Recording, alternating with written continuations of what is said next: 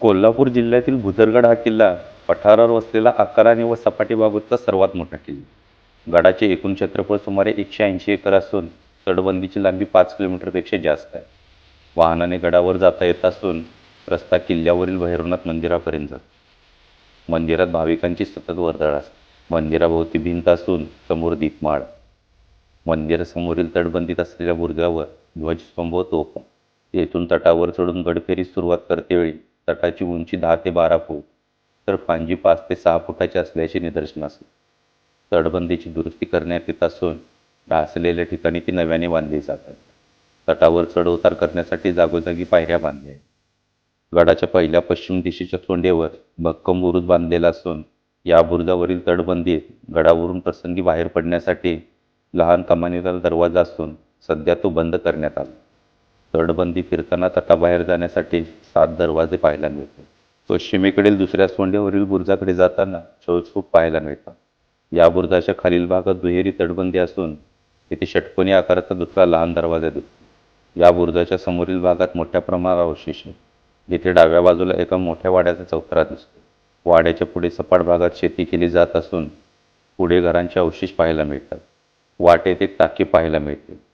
गडाच्या पूर्व भागात जमिनीखाली खोदलेली गुहा आहे.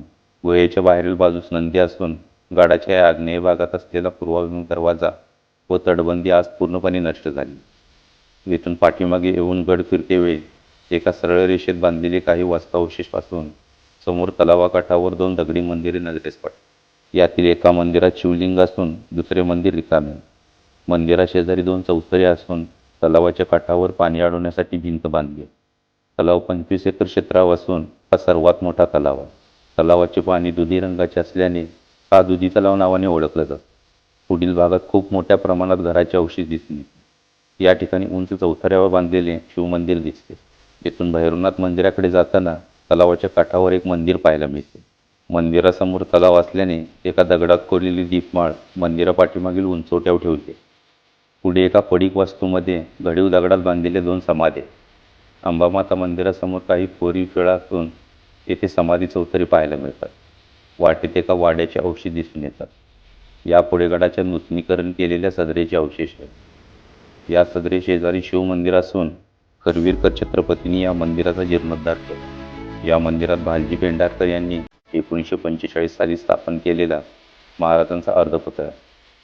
विक्रमादित्य राजा भोज दुसरा याने हा किल्ला बांधला. शिलाहारानंतर तो यादवांच्या ताब्यात आला. देवगिरीच्या लयानंतर बहमनी व पुढे आदिलशाही अंमलाखाली राहिला.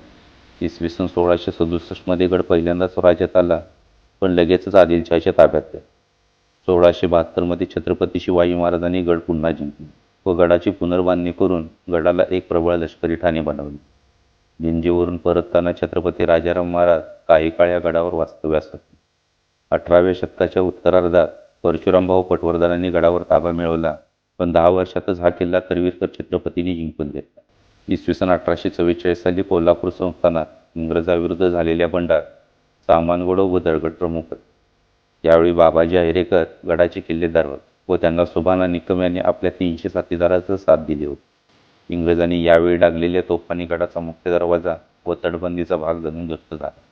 13 ऑक्टोबर 1844 रोजी इंग्रज सैन्याने भुदरगडावर पूर्ण ताबा घेऊन बंडाचा पुन्हा प्रयत्न होऊ नये यासाठी गडाची तटबंदी उद्ध्वस्त केली.